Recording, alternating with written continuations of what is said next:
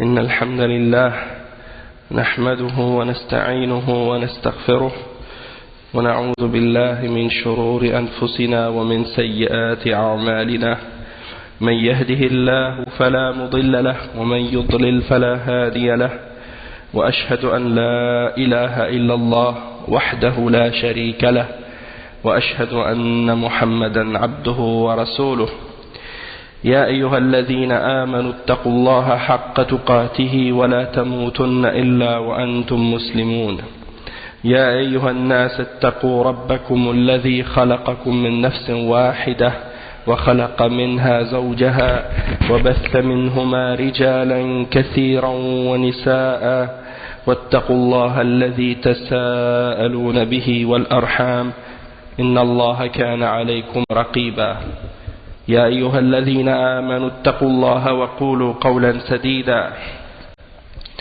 يصلح لكم أعمالكم ويغفر لكم ذنوبكم ومن يطع الله ورسوله فقد فاز فوزا عظيما أما بعد وإن خير الكلام كلام الله وخير الهدي هدي محمد صلى الله عليه وسلم وإن شر الأمور محدثاتها وكل محدثة بدعة وكل بدعة ضلالة وكل ضلالة في النار أما بعد. Donc on continue dans cette troisième partie de l'explication de cette conférence du Cheikh Salih Al-Fawzan qui s'intitule Da'wat al-Tawhid, Aslu Da'wat al-Rusul, c'est-à-dire la Da'wat du Tawhid est la base de la Da'wat des messagers. Donc Cheikh Al-Fawzan, qu'est-ce qu'on a vu dans la dernière partie?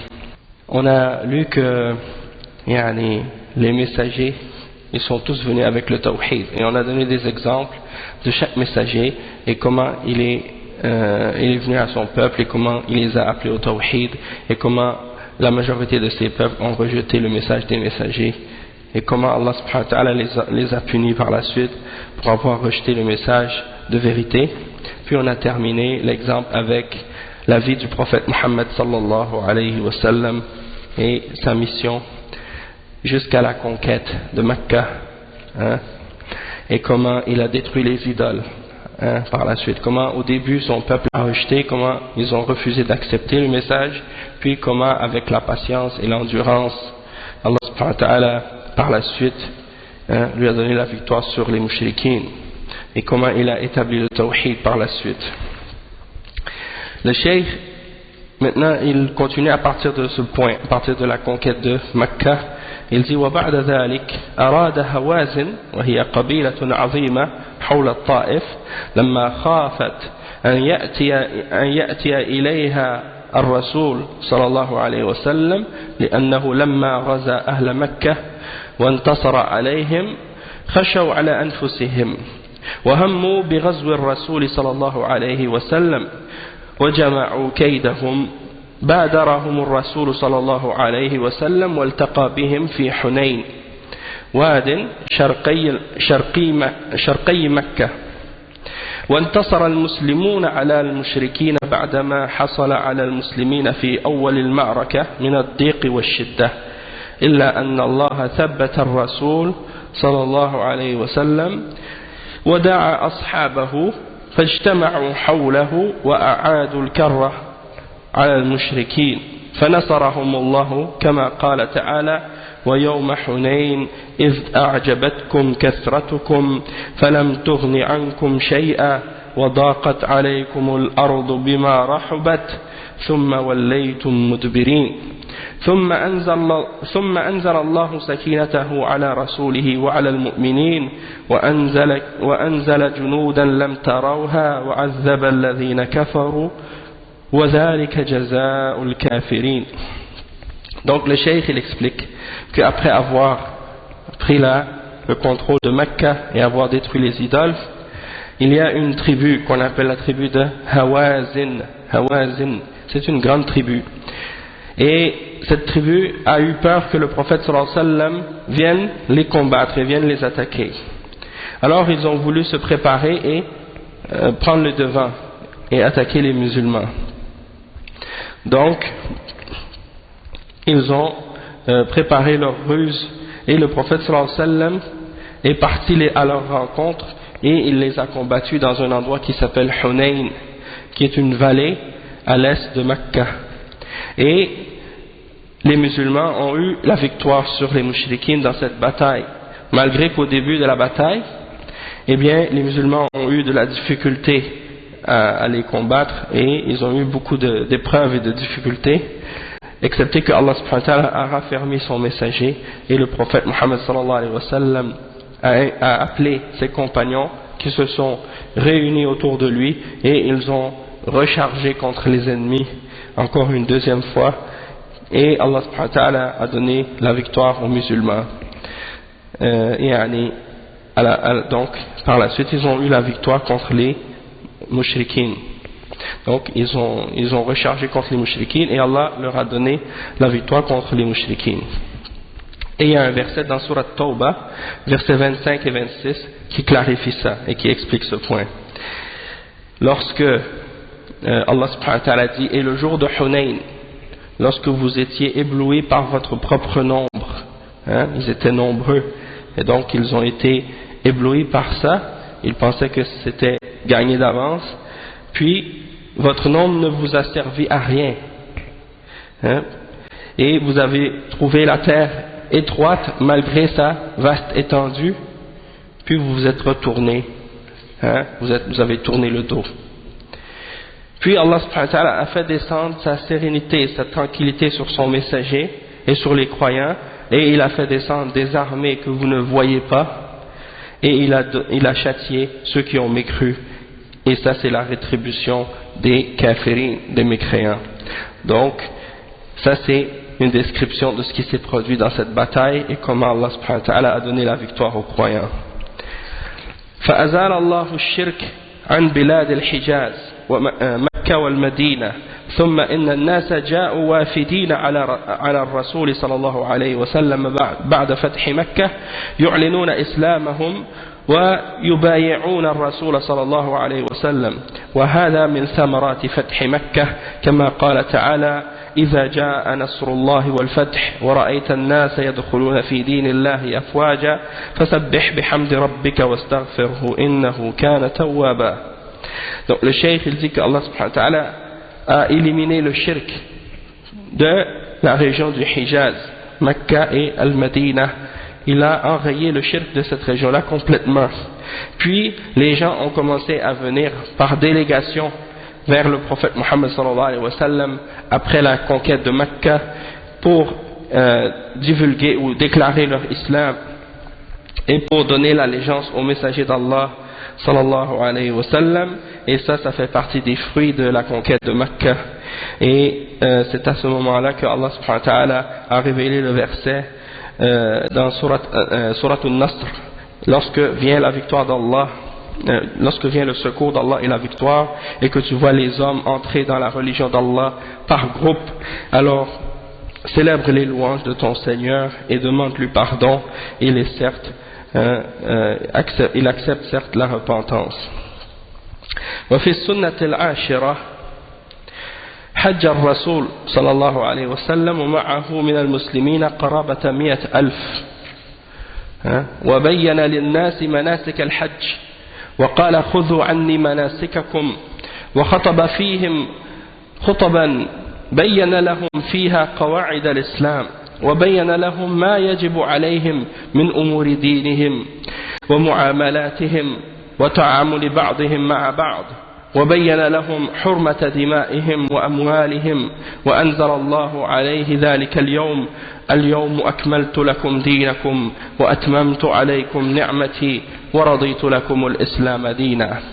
Donc le cheikh il dit dans la 10e année, la 10e année après la hijra, le prophète Muhammad sallallahu alayhi wa sallam a fait le hajj avec les musulmans et il avait environ 100,000 musulmans avec lui dans ce hajj, et il leur a clarifié les règles et les rites du hajj, et il leur a dit prenez vos rites du hajj de moi-même, c'est-à-dire prenez-les de moi, suivez mon exemple. Et il leur a donné des discours dans lesquels il leur a expliqué les principes et les fondements et les règles de l'islam. Il leur a expliqué ce qui était obligatoire pour eux parmi les questions de leur religion et comment ils devaient interagir les uns envers les autres. Et il leur a expliqué également qu'est-ce qu'il y avait de liens sacrés entre eux, les liens du sang, que c'est quelque chose de sacré, et qu'ils devaient respecter leur personne, leur vie, leur sang, leur bien et leur honneur. Et Allah subhanahu wa ta'ala a fait descendre ce jour-là le verset dans Suratul Ma'idah dans lequel il dit: aujourd'hui j'ai complété pour vous votre religion et j'ai parachevé sur vous mon bienfait et j'ai agréé l'islam comme religion pour vous. وبقي الرسول صلى الله عليه وسلم بعد ذلك مدة قليلة ثم توفي صلى الله عليه وسلم بعد أن أكمل الله به الدين وأتم به النعمة وقام أصحابه وخلفاؤه الراشدون بالأمر بعده خير قيام وواصلوا الدعوة والجهاد في سبيل الله حتى فتحوا المشارق والمغارب وانتشر الإسلام في أرجاء المعمورة كلها بسبب الدعوة إلى الله والجهاد في سبيل الله والصبر والاحتساب والتحمل كما قال الله تعالى كنتم خير أمة أخرجت للناس تأمرون بالمعروف وتنهون عن المنكر وتؤمنون بالله. Donc le messager, après ce premier hajj, le messager d'Allah sallallahu alayhi wa sallam est resté vivant encore une courte période de temps après que Allah subhanahu wa ta'ala ait complété sa religion et parachevé sa grâce sur les croyants.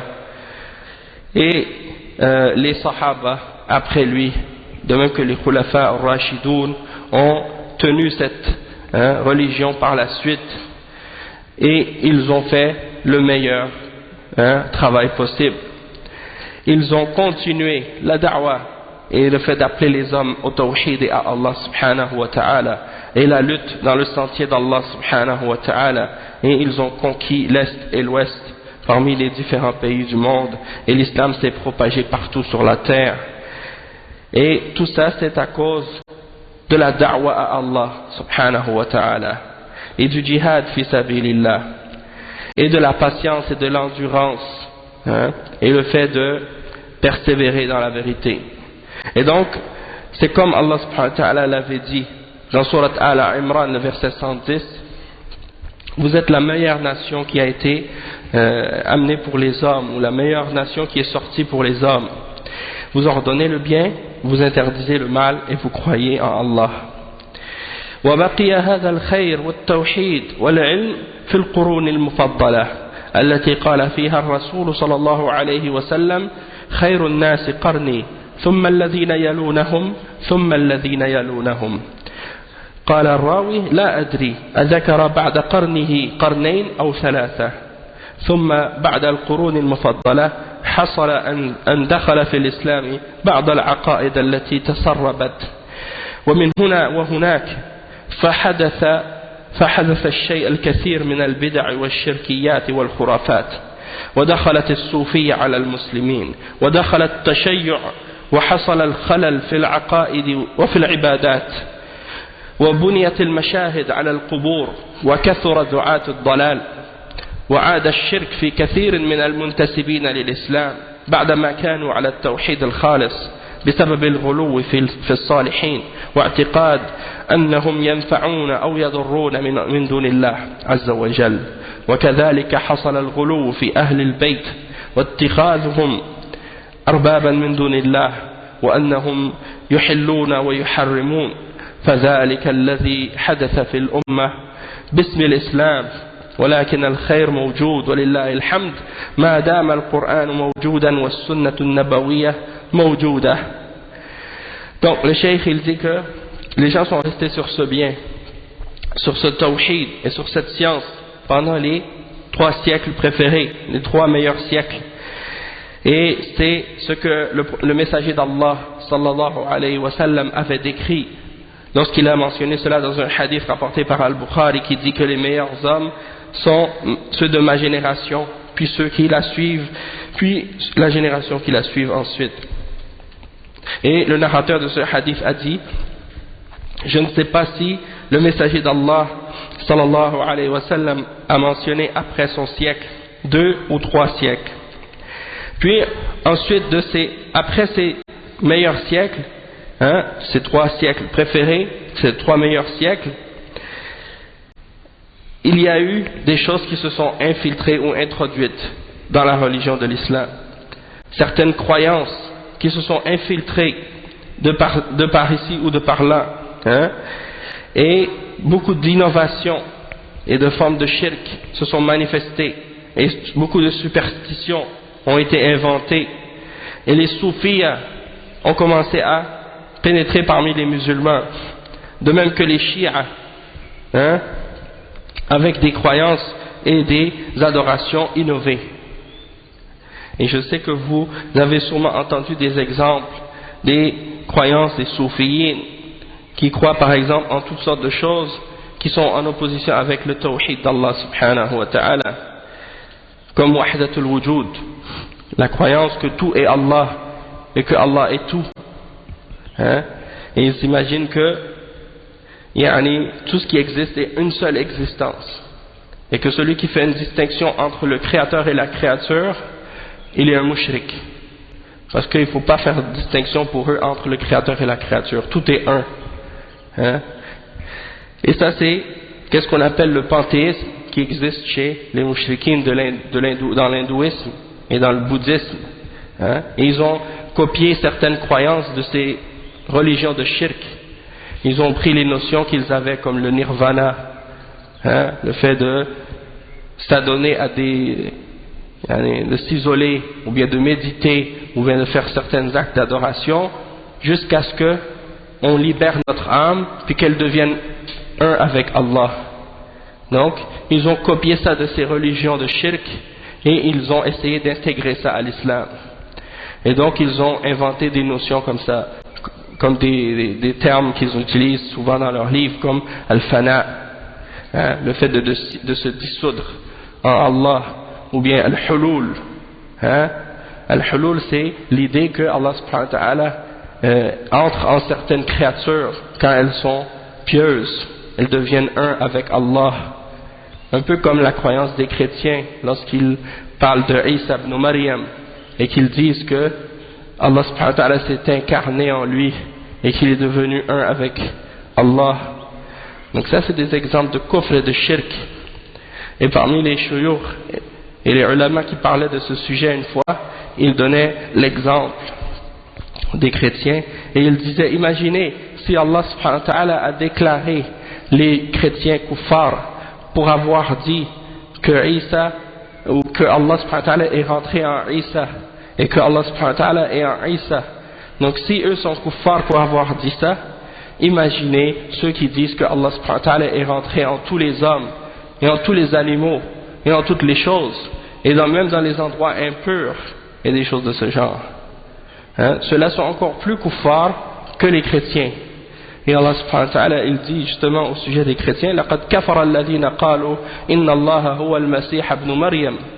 Ils ont certes mécru ceux qui ont dit que le Messie, que Allah subhanahu wa ta'ala que le Messie c'est Allah subhanahu wa ta'ala. Ils ont certes mécru ceux qui disent cette parole, qui disent que Isa c'est Allah subhanahu wa ta'ala.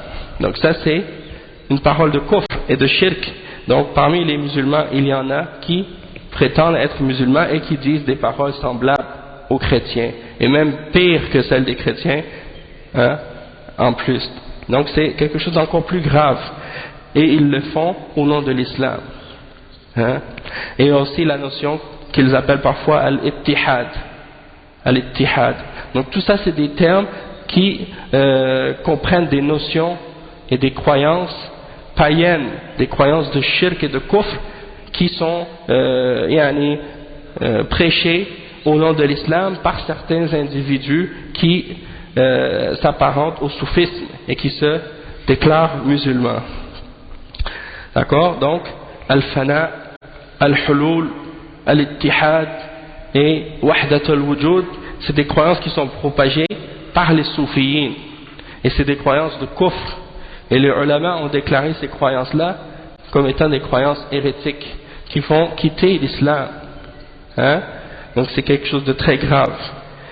Et ça c'est seulement dans les questions des croyances. Il y a beaucoup d'autres croyances de kufr et de shirk parmi les croyances des soufiyas, comme par exemple l'idée que les awliya, les hommes pieux, qu'ils ont déclarés eux-mêmes comme étant des hommes saints, sont meilleurs que les prophètes.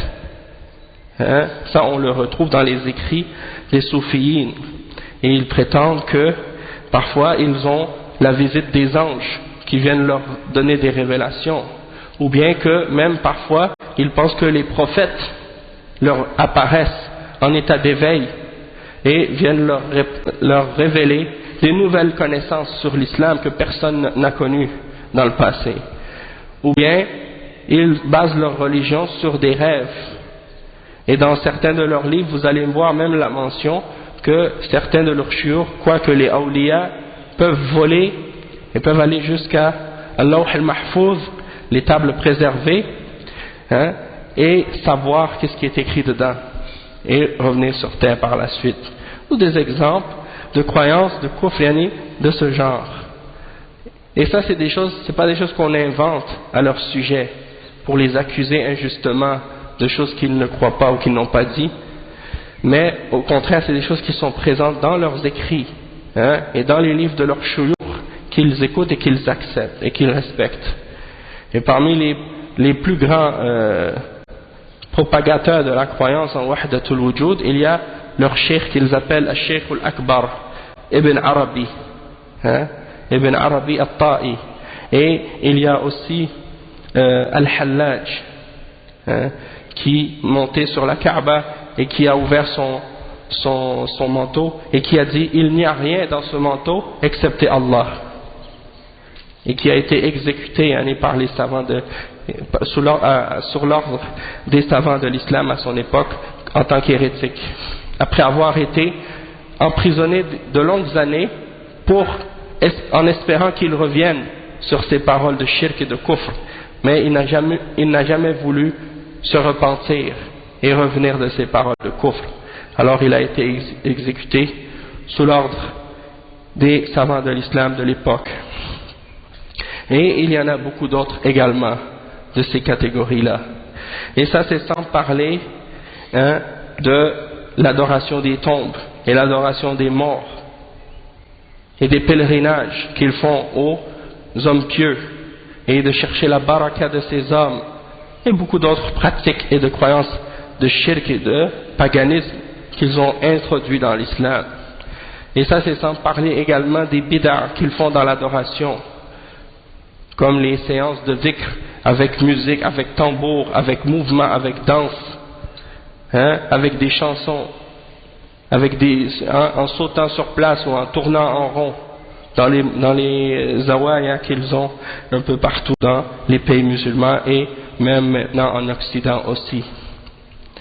Ou bien de faire le dhikr juste en rappelant certains sons ou certaines lettres, quand ils s'assoient pour répéter hu, hu, hu de cette façon, ou bien hay, hay, ou bien des choses comme ça pendant 100 fois, 200 fois, même plus encore. Ils peuvent passer une nuit entière à faire ça, avec des mouvements et des gestes et des danses et des chants, et sans parler de leur célébration de Al-Mawlid al-Nabawi, qui est une de leurs grandes bid'ah, dans laquelle il y a beaucoup de formes d'égarement et de shirk, que aucun d'entre les sahaba n'a jamais célébré, ni les sahaba, ni aucun d'entre les tabi'in, ni aucun d'entre les ulama, comme par exemple, on n'a jamais entendu parler de cette fête d'aucun d'entre les ulama de l'islam à l'époque des salafs.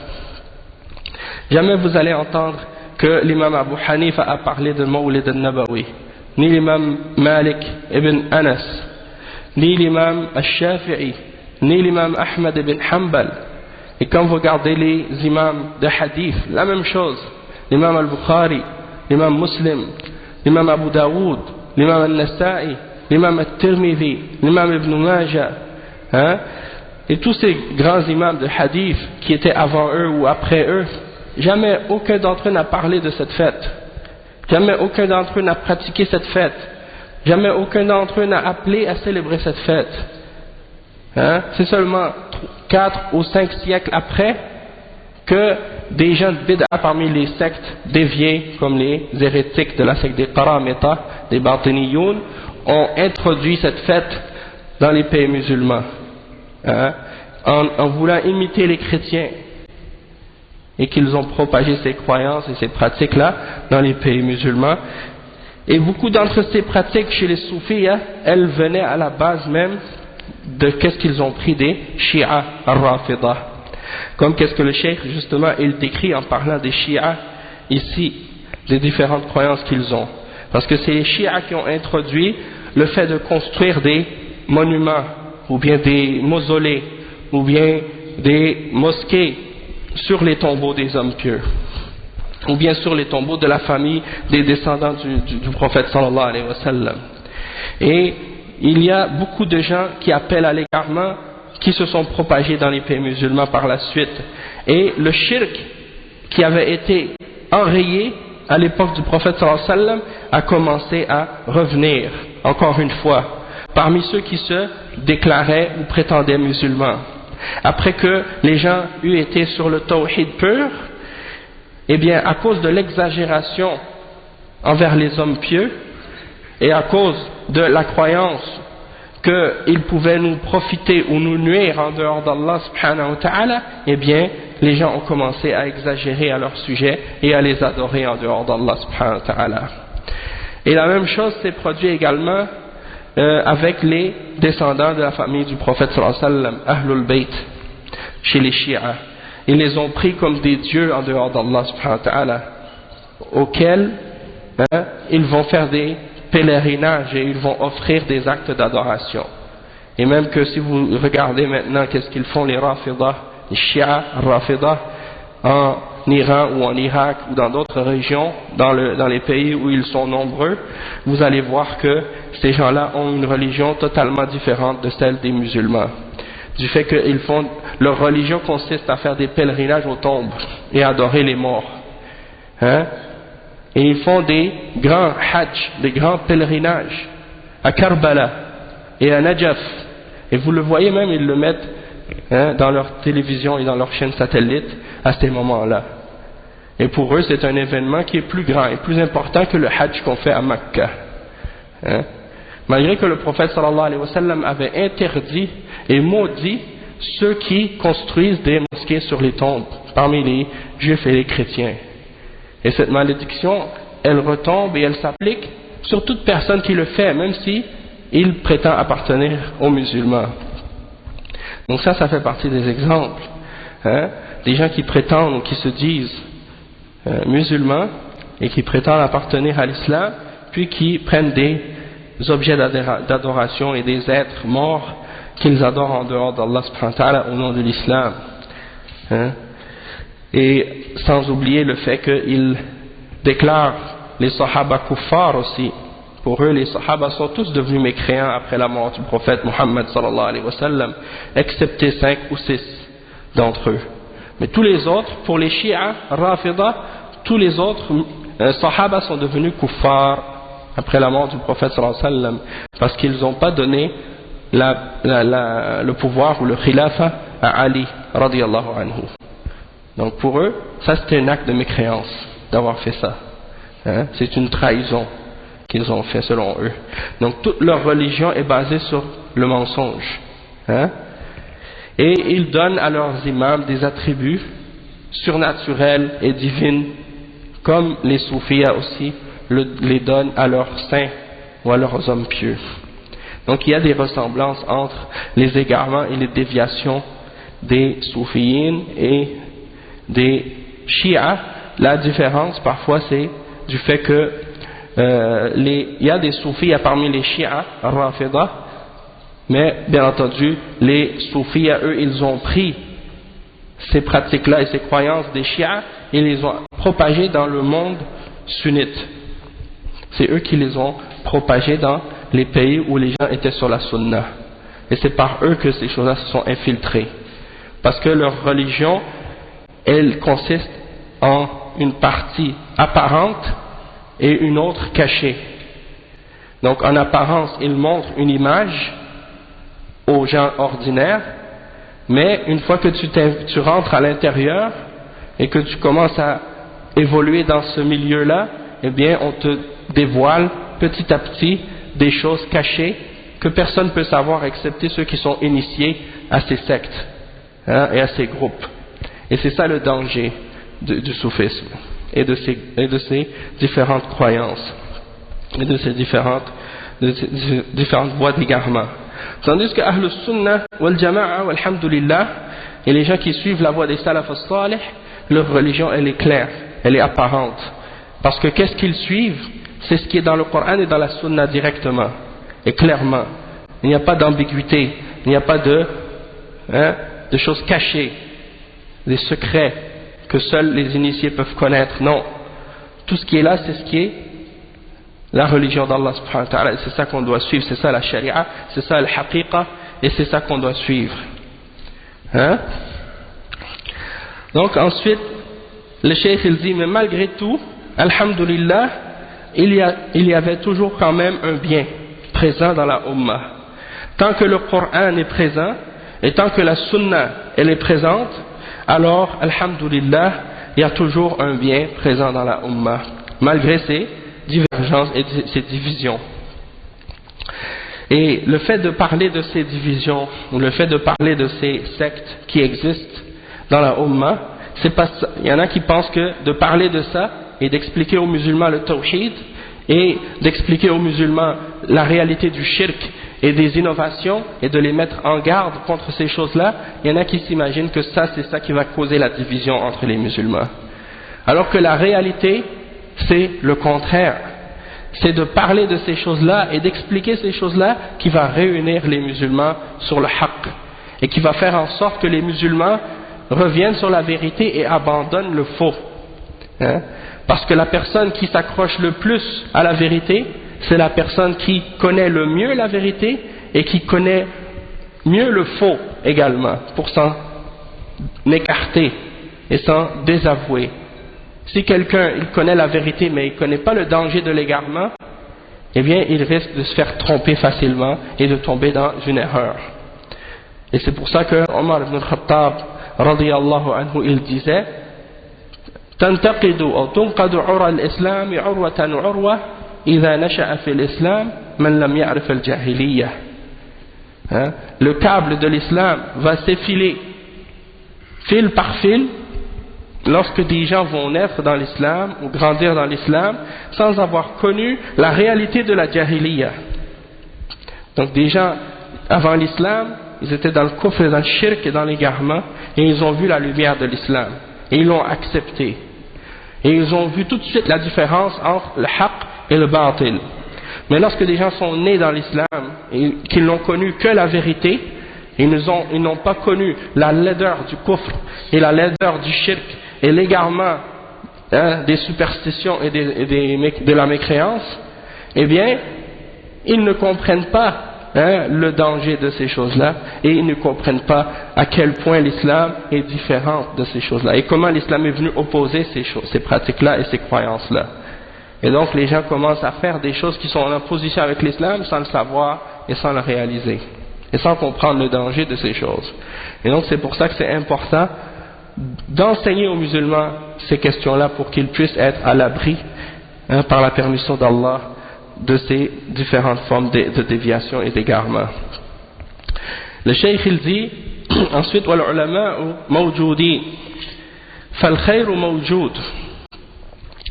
موجود وقد قال صلى الله عليه وسلم إن العلماء ورثة الأنبياء وإن الأنبياء لم يورثوا دينارا ولا درهما وإنما ورثوا العلم فالعلماء ورثة الأنبياء يقومون بالدعوة إلى الله وينهون عن الشرك وعن المخالفات فالله سبحانه وتعالى يبعث في هذه الأمة من يجدد لها دينها وهذا من رحمته سبحانه وتعالى لأنه لما ختمت الرسالة بمحمد صلى الله عليه وسلم جعل الله العلماء يقومون بهذا الأمر لأنه لا حاجة إلا إلى بعثة رسول بعد محمد صلى الله عليه وسلم ولا حاجة إلى شريعة غير شريعة الإسلام فما بقي إلا تجديد وتبليغ هذا الإسلام للناس ودعوتهم إلى الله عز وجل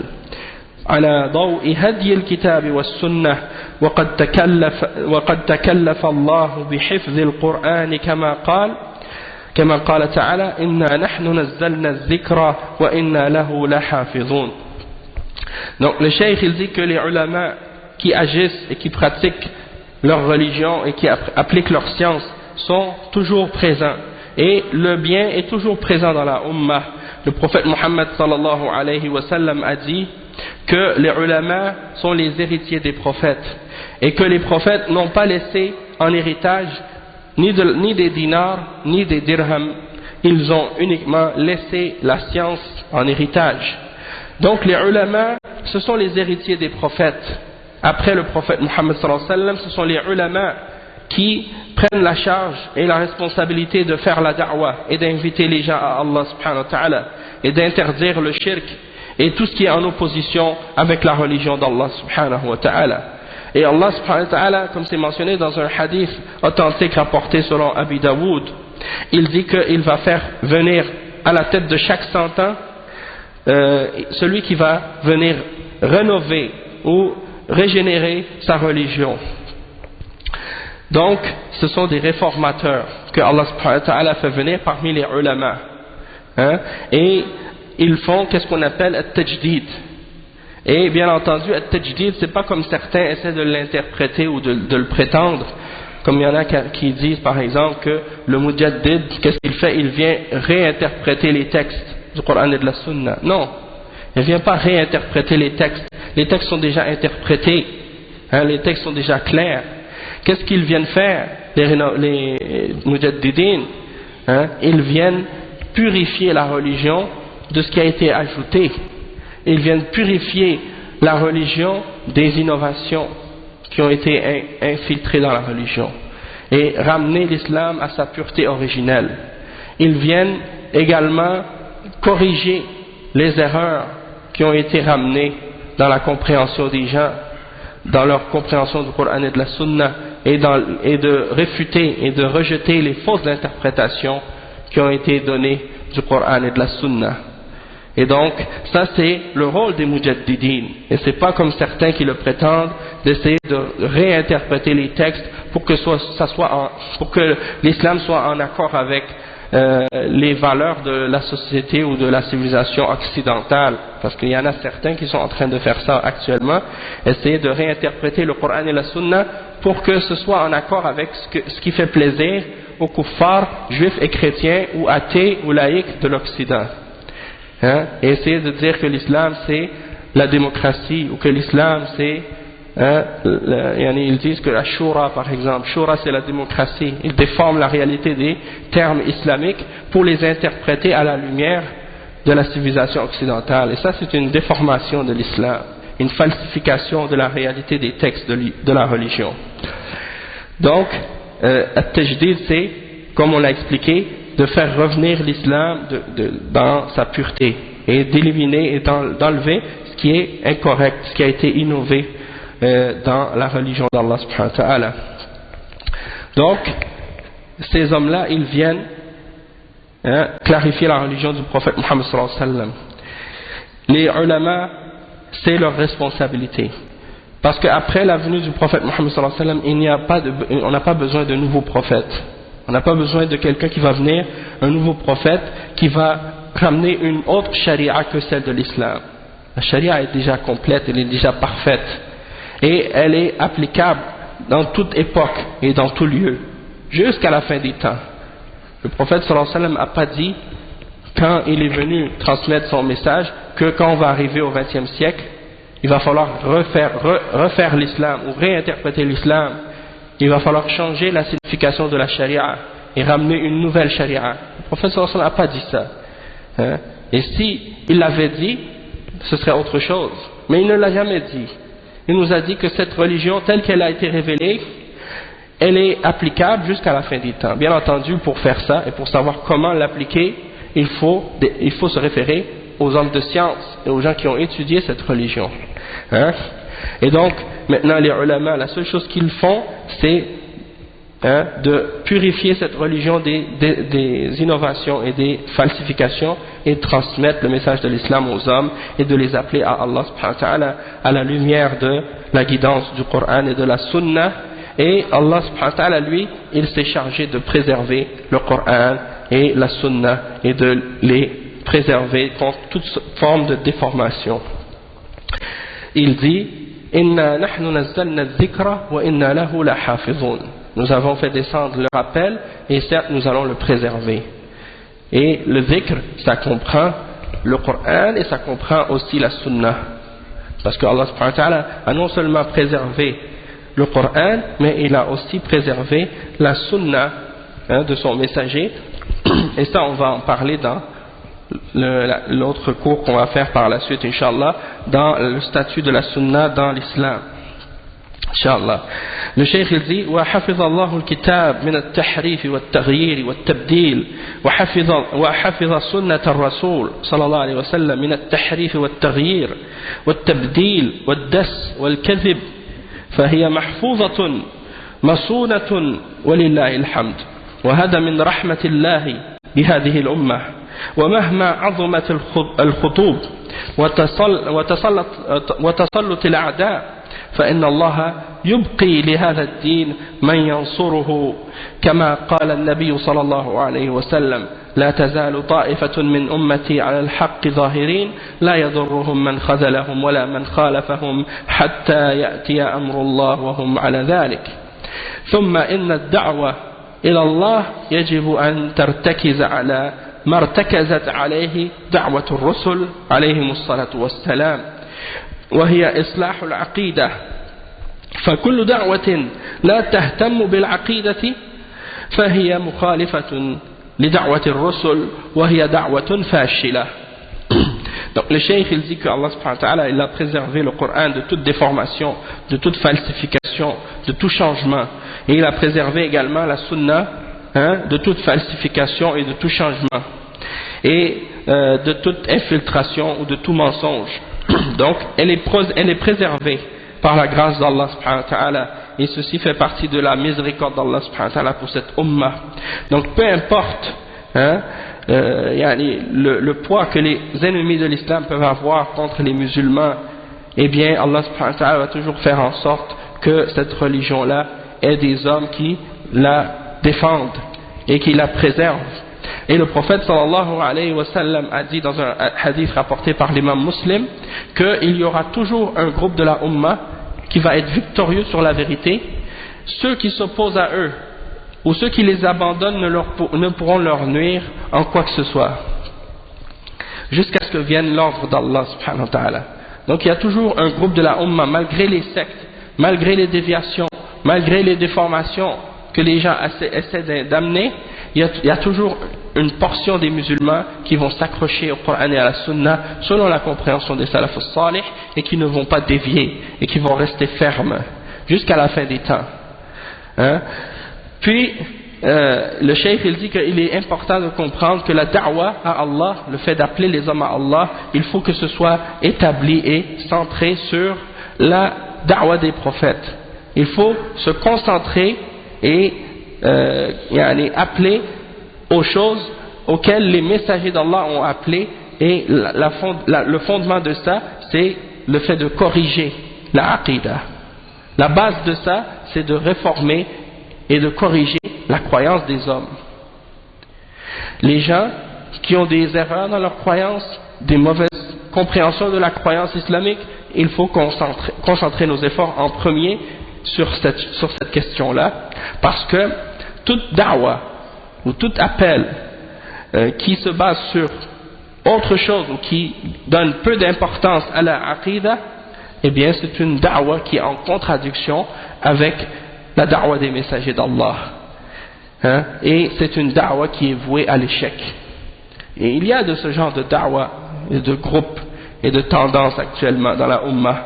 ici en Occident, ils se concentrent beaucoup dans les pays occidentaux parce qu'ils se permettent dans les pays occidentaux parfois de faire ce qu'ils ne peuvent pas faire dans les pays musulmans.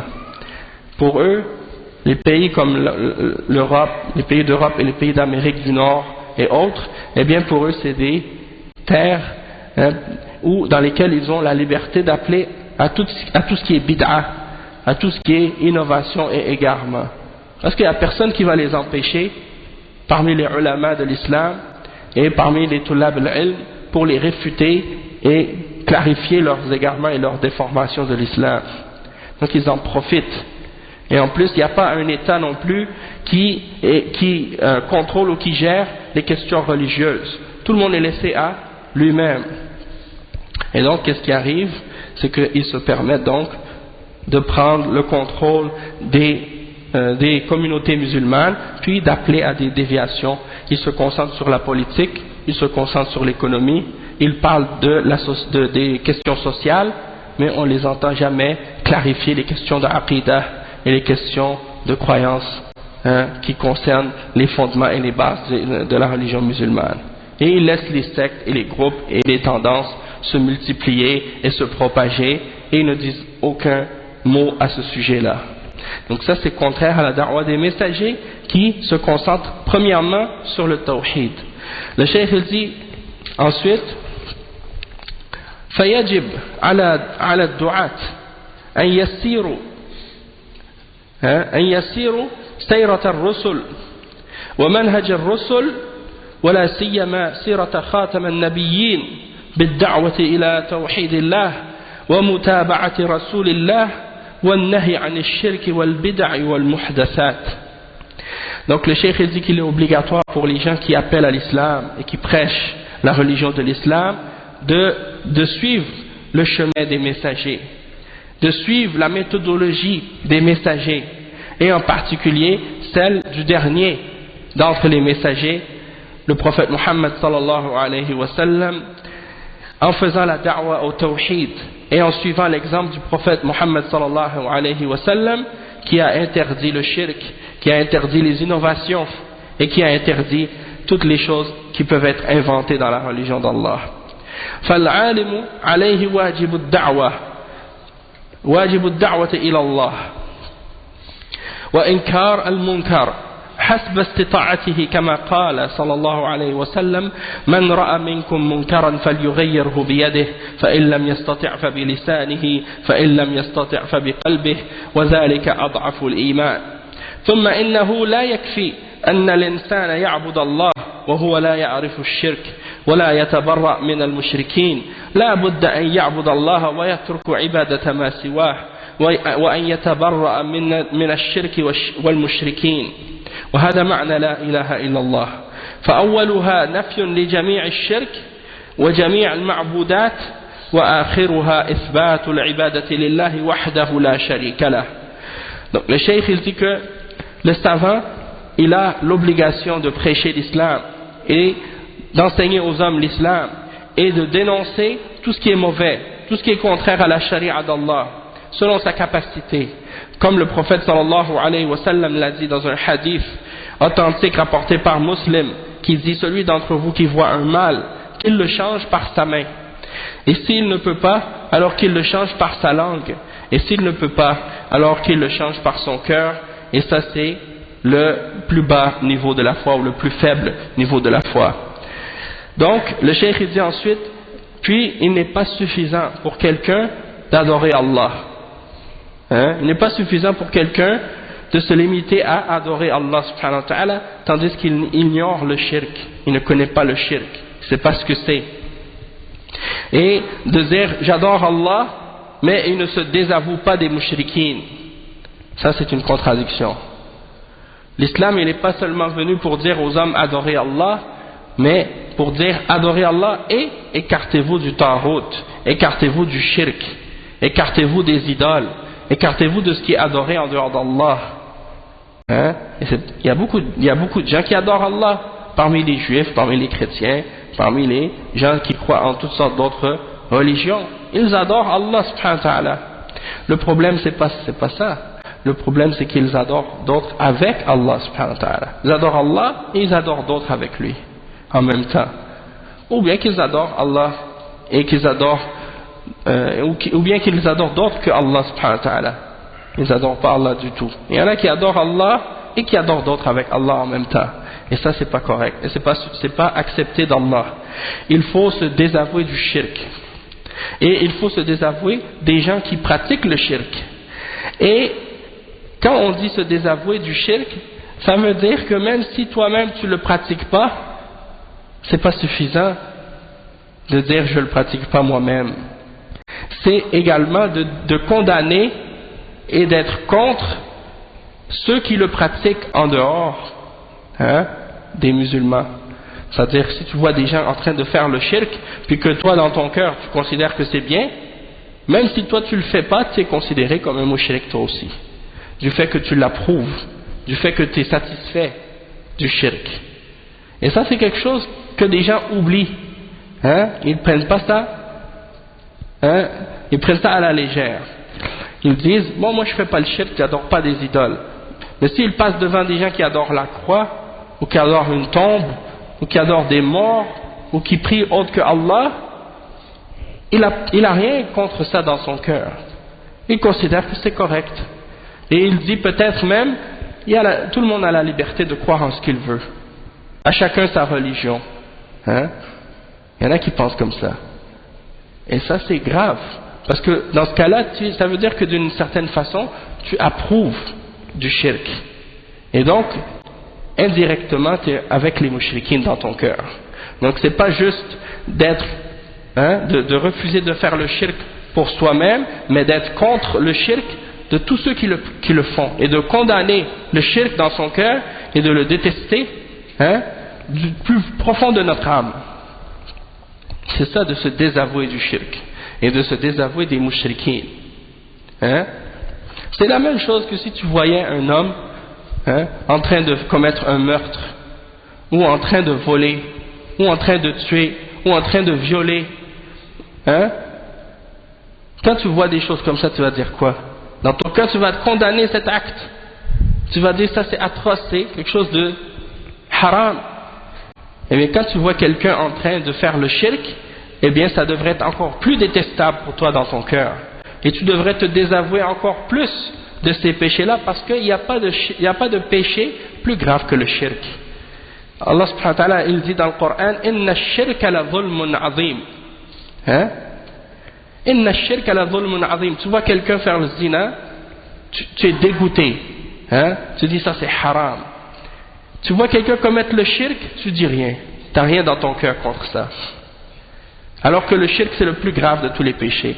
Inna Allah la yaghfiru an yushraka bih wa yaghfiru ma duna dhalika liman yasha.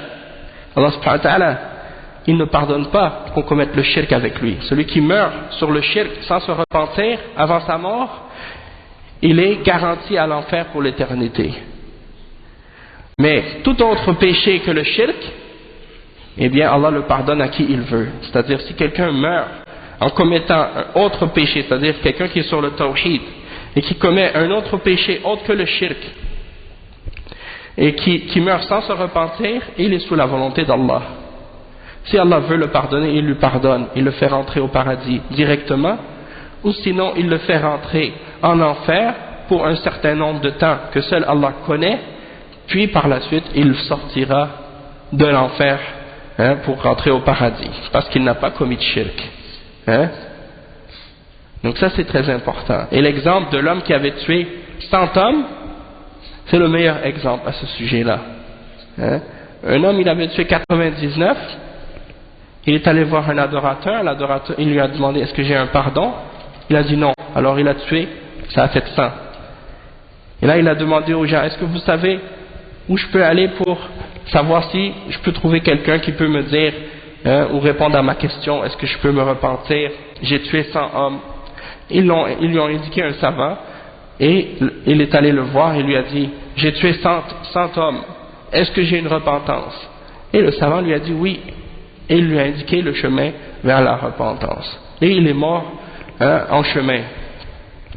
Et il a été pris par les anges de la miséricorde. Donc même si quelqu'un il a tué 100 hommes, ou plus, tant qu'il n'a pas commis de shirk, et tant qu'il n'a pas rendu halal ce qui est haram, ou qu'il n'a pas rendu haram ce qui est halal, eh bien il est toujours un musulman, et il y a toujours espoir que Allah subhanahu wa ta'ala lui pardonne ou lui fasse miséricorde. Mais s'il meurt dans le shirk, il n'a pas d'espoir.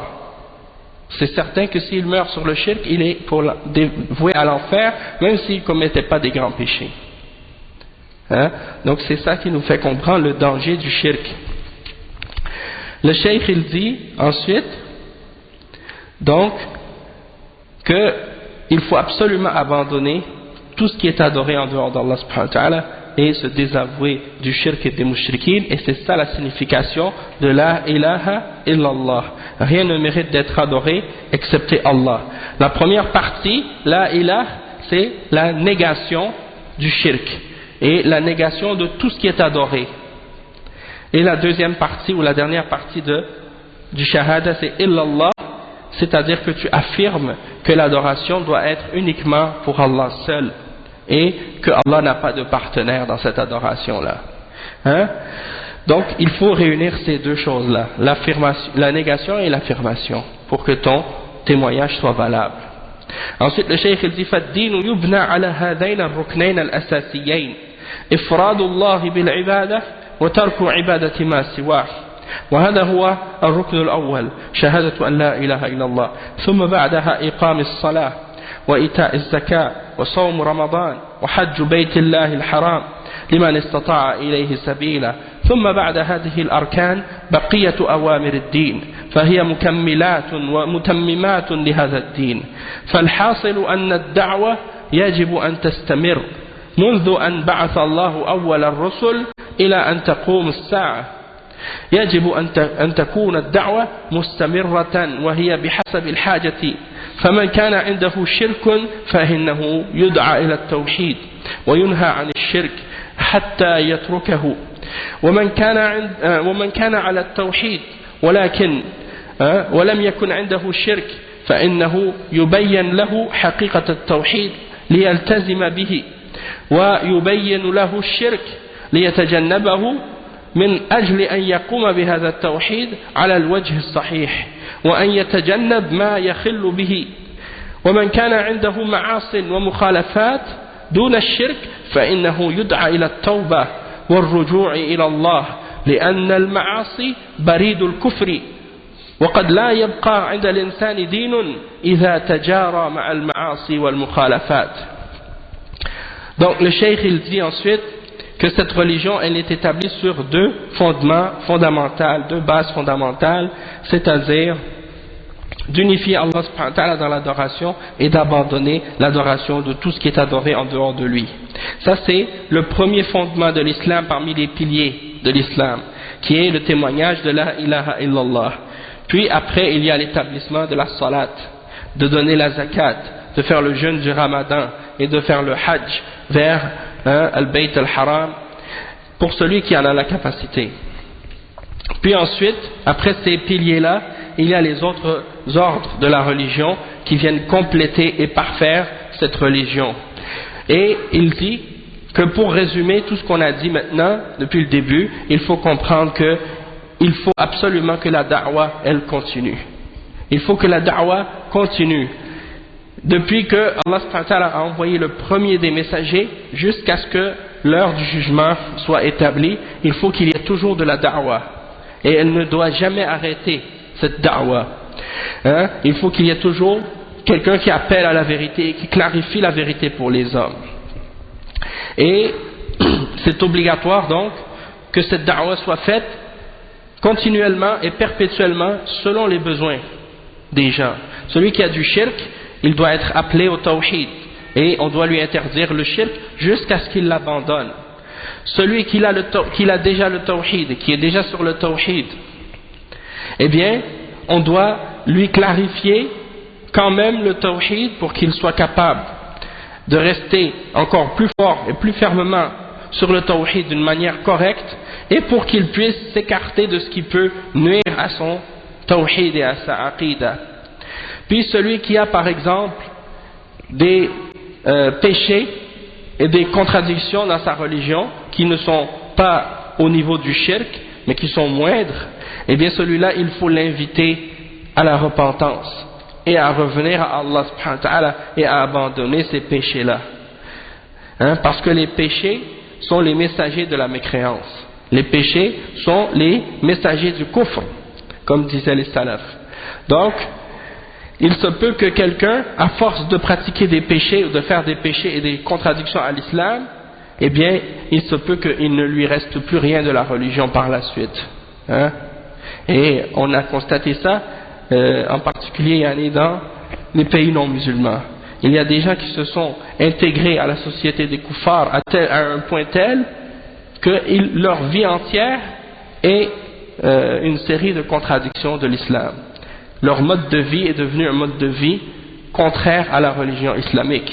Depuis le moment où ils se lèvent jusqu'au moment où ils se couchent le soir, ils ne font que des péchés toute la journée. Et ils n'ont aucun moment de la journée pour se rappeler même d'Allah subhanahu wa ta'ala, ou pour établir même un des piliers parmi les piliers de l'islam. Et il n'y a pas un interdit de l'islam excepté qu'ils le font. Et qui se disent musulmans malheureusement. Donc c'est pour dire que ces gens-là, ils ont, parfois à force de s'écarter des règles de l'islam et des principes de l'islam, ils en sont venus à vivre comme s'ils n'étaient pas musulmans, comme s'ils étaient athées, comme s'ils étaient juifs ou chrétiens, tout en se disant musulmans. Donc c'est pour ça que c'est important que ces gens-là, on leur fasse la da'wa aussi, pour qu'ils puissent revenir à l'application de l'islam et la compréhension de la religion. Ensuite le cheikh il dit فالدعوة إلى الله شاملة لدعوة التوحيد والنهي عن الشرك وشاملة لبيان العبادة الصحيحة وما كان من أخلاق ومحاسن الأعمال وشاملة أيضا لبيان الحلال والحرام في المعاملات وشاملة لكل ما يصلح الدين والدنيا ولا يقتصر على جانب مهما يترك الجانب الآخر ولا يقتصر على جانب منها ويترك الجانب الآخر. Le cheikh il dit que la da'wa à Allah, elle doit être complète, elle doit être globale. Il faut qu'elle englobe tous les aspects de la vie. Donc, il faut qu'elle comprenne la da'wa au tawhid et l'interdiction du shirk. Il faut qu'elle englobe le fait de clarifier l'adoration qui est correcte et qui est bonne. Il faut qu'elle englobe également le bon comportement et les bonnes actions. Il faut qu'elle englobe également la clarification de ce qui est halal et de ce qui est haram. Alors qu'aujourd'hui, on a des gens, parmi les musulmans parfois, quand on leur explique qu'est-ce qui est halal et qu'est-ce qui est haram, ils disent « Mais pourquoi vous parlez toujours de halal et de haram ?» Et même parfois, il y en a qui se fâchent. Même si on dit que quelque chose est haram, ils se fâchent. Ils disent, t'as pas le droit de dire que quelque chose est haram. Comment j'ai pas le droit de dire? Si c'est les ulama qui l'ont dit et qui se sont basés sur le Coran et la Sunna, pourquoi j'ai pas le droit de dire que c'est haram? Bien entendu, tu te bases sur une preuve, sur les textes du Coran et de la Sunna et des paroles des ulama. Tu vas pas rendre halal ou haram selon ta propre tête. Ça c'est important. Donc, le fait que Allah ait clarifié pour nous ce qui est halal et ce qui est haram, c'est une miséricorde pour nous, parce que c'est pour notre bien. Ce qui est haram, Allah nous l'a interdit parce que c'est mauvais pour nous. Et donc si on ne le connaît pas, et si on ne sait pas, eh bien on tombe dans ce qui est mauvais pour nous et on se fait du tort à nous-mêmes. Donc de connaître le halal et le haram, c'est très important. Et également de clarifier, ça englobe, la da'wa englobe aussi les interactions et les transactions qu'on fait entre nous aussi, le mariage, le divorce, le commerce, l'héritage, toutes ces choses-là, c'est des choses qui sont incluses et englobées dans la da'wa de l'islam. Et ça englobe également tout ce qui vient réformer la religion et qui vient réformer la dunya aussi. C'est pas juste de se limiter à un côté ou à un aspect de la religion, puis d'abandonner l'autre. Il faut que la da'wa soit complète et soit globale. Il dit aussi لأنها واحدة متكاملة والناس في حاجة دائمة حتى ولو كانوا على الإيمان فهم بحاجة إلى الدعوة إلى الدعوة إلى ما يثبتهم على دينهم ويؤمنهم من الوقوع في المخالفات وبحاجة إلى ما يقوي إيمانهم وبحاجة إلى ترغيبهم في التوبة إلى الله عز وجل. فالدعوة إلى الله دائمة ومستمرة إلى أن تقوم الساعة وهي سابقة على الجهاد في سبيل الله وهي دعوة الرسل عليهم الصلاة والسلام ولكن تكون كما ذكر الله سبحانه وتعالى بالحكمة والموعظة الحسنة والجدال بالتي هي أحسن والدعوة بالعلم والبصيرة. Donc le cheikh il dit, donc la da'wa elle englobe tous les aspects de la vie parce qu'elle est un tout qui se complète. Et les hommes en ont toujours besoin, même si c'est des gens qui sont sur la foi, ils ont quand même besoin de da'wa, ils ont besoin d'être rappelés, ils ont besoin d'être réveillés parfois parce que il se peut que leur foi baisse. On a tous besoin de rappel et on a tous besoin de da'wa pour raffermir notre religion, et pour nous protéger contre le fait de tomber dans les contradictions avec l'islam. Et on a besoin de renforcer notre foi et on a besoin de choses qui vont nous faire désirer la repentance à Allah subhanahu wa ta'ala. Et la da'wa donc elle doit être toujours perpétuelle et continuelle jusqu'au jour de la résurrection, et c'est qu'est-ce qui vient avant la lutte et le combat dans le sentier d'Allah subhanahu wa ta'ala, le djihad, et c'est la da'wa des messagers alayhimus salatu wassalam. Mais elle doit être faite, cette da'wa, de la même manière que Allah subhanahu wa ta'ala nous a ordonné de la faire, c'est-à-dire avec sagesse, avec bonne exhortation, avec discussion de la meilleure manière, et avec science et compréhension. فالدعوة قائمة على أسس صحيحة وأسس ثابتة مذكورة في القرآن كقوله تعالى قل هذه سبيلي أدعو إلى الله على بصيرة أنا ومن اتبعني وسبحان الله وما أنا من المشركين. فسبيل رسول الله صلى الله عليه وسلم وسبيل أتباعه الدعوة إلى الله على علم وبصيرة وتكون بالحكمة والموعظة الحسنة بالتي هي أحسن وتؤخذ أيضا من سيرة النبي صلى الله عليه وسلم في الدعوة بالبراءة من المشركين كما في قوله تعالى وما أنا من المشركين. وقال تعالى لا تجد قوما يؤمنون بالله واليوم الآخر يوادون من حاد الله ورسوله ولو كانوا آباءهم أو أبناءهم أو إخوانهم أو عشيرتهم أولئك كتب في قلوبهم الإيمان وأيدهم بروح منه ويدخلهم جنات تجري من تحتها الأنهار خالدين فيها رضي الله عنهم ورضوا عنه أولئك حزب الله ألا إن حزب الله هم المفلحون. جعلني الله وإياكم منهم بمنه وكرمه وصلى الله على نبينا محمد وعلى آله وأصحابه وأتباعه إلى يوم الدين. Donc le cheikh il termine cette conférence en disant que la da'wa elle est établie, donc elle doit être établie sur des bases qui sont correctes et sur des bases qui sont fermes telles qu'elles sont mentionnées dans le Coran, comme le verset 108 dans Surat Yusuf. Allah subhanahu wa ta'ala dit dans ce verset-là, dit voici mon chemin, voici ma voie, j'invite à Allah avec connaissance, moi ainsi que ceux qui me suivent, et gloire à Allah, et je ne suis pas du nombre des mushrikines. Donc ça c'est la voie du messager, il invite les hommes à Allah, et c'est la voie de ceux qui le suivent, wa man ittaba'ani, donc ils invitent à Allah, et ça c'est avec science. Ils invitent à Allah avec connaissance et science. Et cette da'wa doit être faite avec sagesse, avec exhortation, bonne exhortation, et avec savoir comment argumenter et discuter avec les gens qui ont besoin de da'wa. Et on prend également nos exemples pour la da'wa dans la vie et la biographie du prophète sallallahu alayhi wa sallam, et comment il s'est désavoué des mushrikines. Et ça c'est quelque chose de très important. Il dit par exemple dans le verset 79 dans Surat Al-An'am, et je ne suis pas du nombre des idolâtres. je ne suis pas du nombre des gens qui pratiquent le shirk ou qui font le shirk. Hein, je me désavoue d'eux et je n'ai rien à voir avec eux.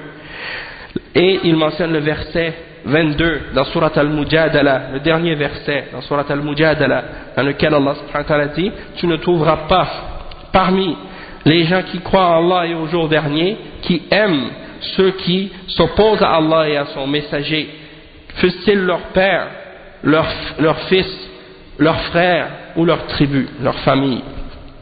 Ceux-là, Allah subhanahu wa ta'ala a prescrit la foi dans leur cœur et les a supportés de sa force ou d'une force venant de lui. Et il les fera rentrer dans un paradis sous lesquels coulent les ruisseaux pour y demeurer éternellement. Allah est satisfait d'eux et ils sont satisfaits de lui, et ceux-là sont le parti d'Allah. Et certes, le parti d'Allah est le parti de ceux qui auront le succès. Et qu'Allah subhanahu wa ta'ala me fasse moi ainsi que vous-même, par sa grâce et par sa faveur, de ceux qui font partie de ces gens-là. Et paix et salut et bénédiction sur notre prophète Muhammad sallallahu alayhi wa sallam, sur sa famille et ses compagnons et ceux qui le suivent jusqu'au jour de la résurrection. Wa barakallahu fikum wa jazakumullahu khayran. Wassalamu alaykum wa rahmatullahi wa barakatuh.